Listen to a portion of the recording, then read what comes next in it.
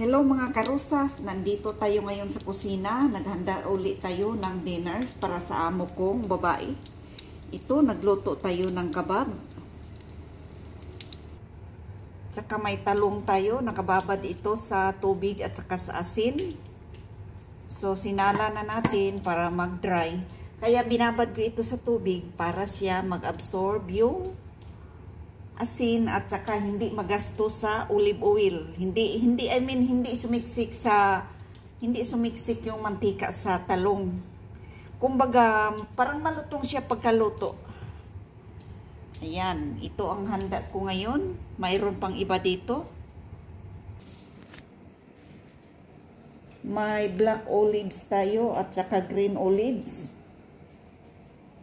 May kiwi at saka fresh cucumber. So, gabi-gabi ko ito ginagawa. Maghanda ako ng dinner. May mga cheese pa ito mamaya. So, ito ang buhay OFW. Hello guys, nandito ulit tayo ngayon sa kusina. Nagluto tayo ulit ng pananghalian. Ito ang buhay OFW. Ito, may slice tomato tayo. May slice onion. At saka isang barangay na talong. Iprito natin ito, bali ihapko. At saka yan, may nilaga tayong manok. Iprito din natin mamaya. Saka ito ang bigas natin. Nakababad na ito ng more than 30 minutes.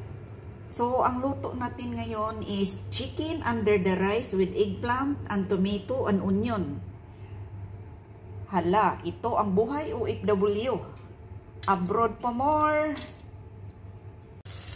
So, yan na ang talong. Balihapkok lang natin ito, mga karusas. Ayan, paglisan natin ang apoy.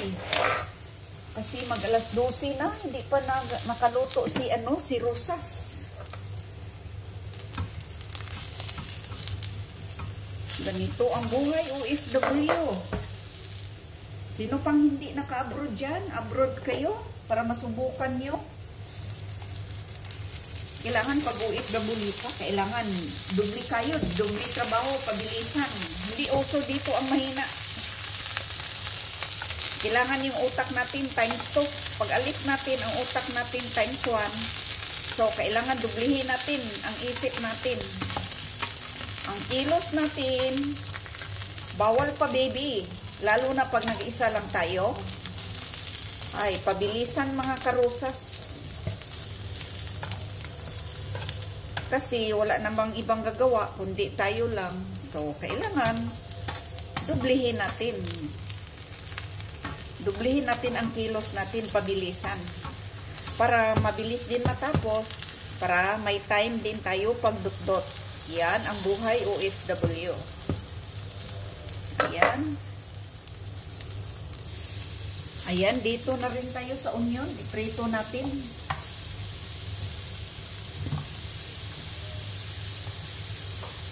Bali, kunti lang ang mantika.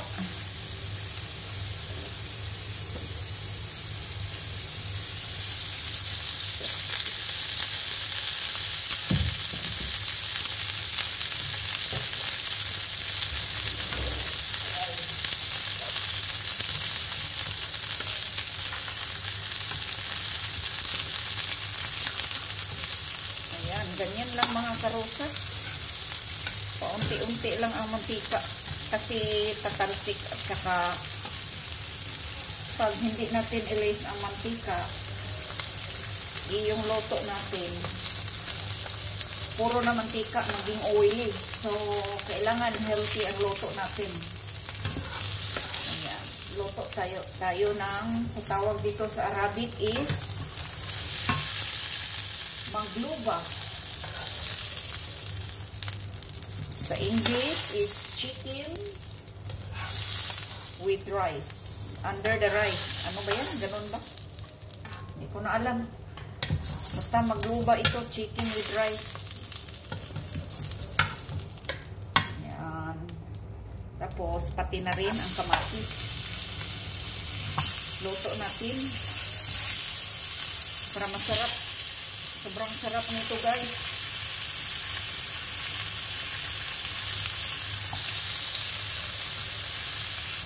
Ayan, pati ang manok, ihapkok na rin natin mga karosas. Lagyan na natin ng kunting asin, kunting black pepper,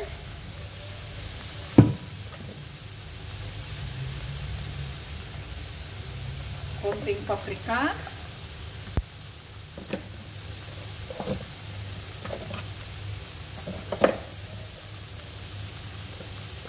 ano ba yung yellow natin? Yellow spices.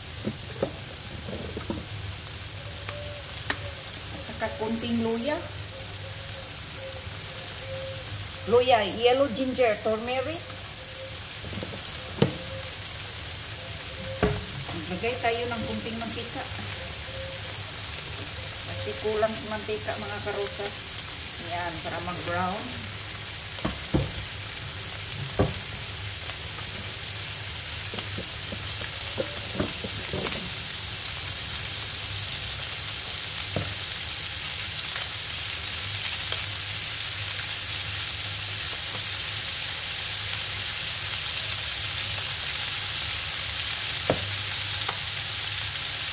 At kunting yellow spices. Oh, not yellow. Chicken spices. Ayan. Para masarap ang luto natin.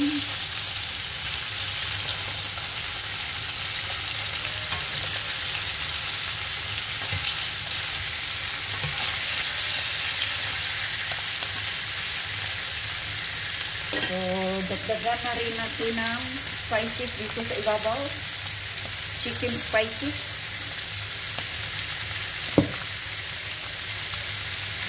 Saka kunting asin.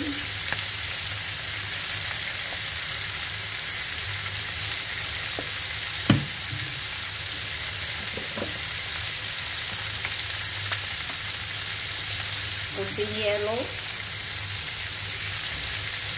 Masarap nito mga karosas.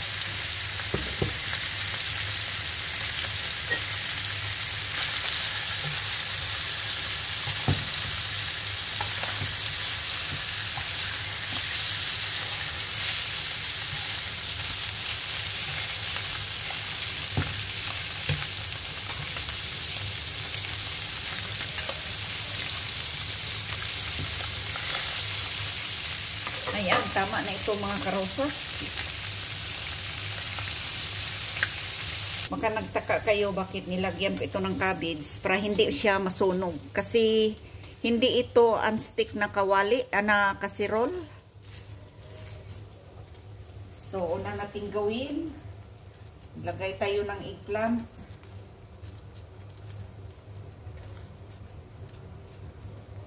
Ayan mga karosas. Eggplant.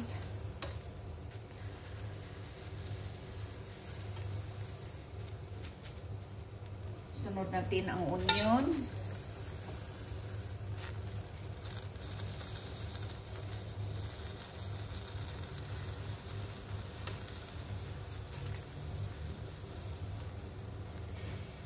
Kamatis.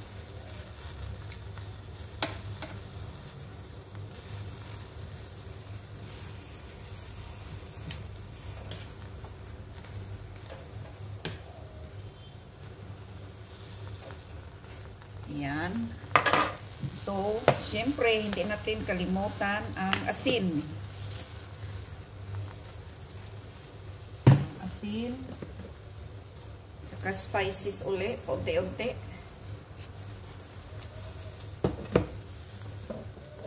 Konting black pepper.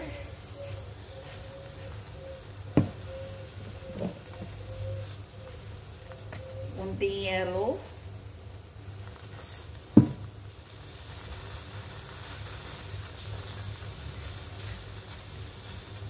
So, maglagay lang tayo ng kunting bigas.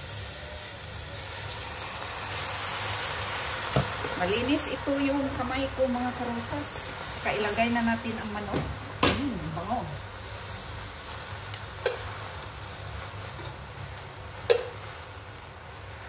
Nagugutom na ako mga karosas sa luto ko.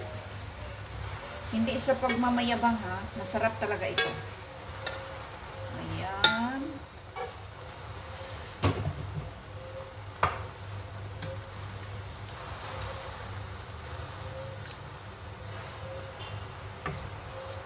Lagay natin uli ang talong, kamatis,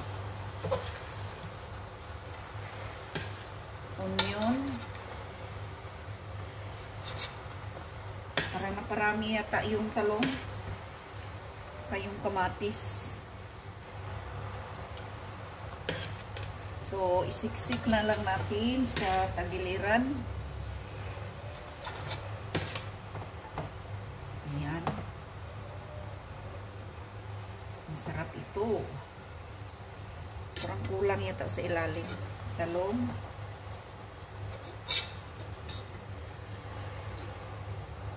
Siksik natin dito ang talong kasi maraming talong sa ibabaw. Saka kamatis. Siyempre, bago natin lagyan ng tubig, lagyan ulit ng asin.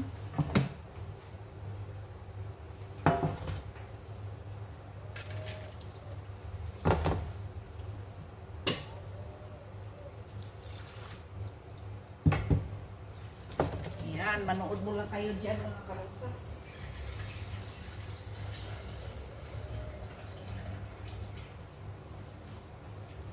Ilagay na natin ang bigas.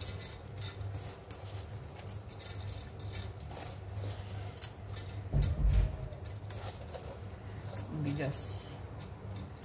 Ayan. Umatras yung amo ko kasi amoy onion yung kusina. Pumasok na sana siya.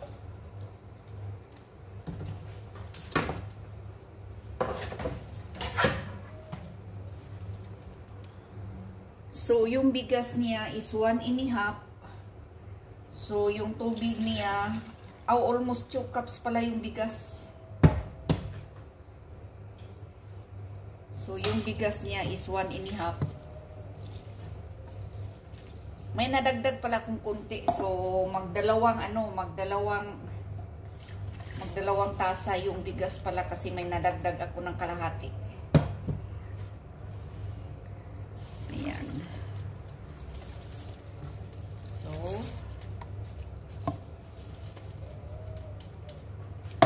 siyempre yung asin.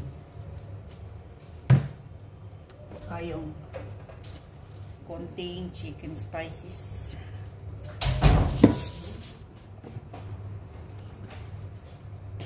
Ayan mga karosas, takpan na natin ito. Takpan natin ito sa mahinang apoy within 45 minutes.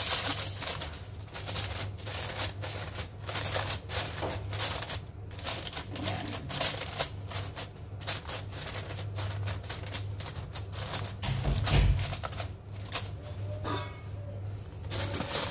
Tapos ganyan yan siya.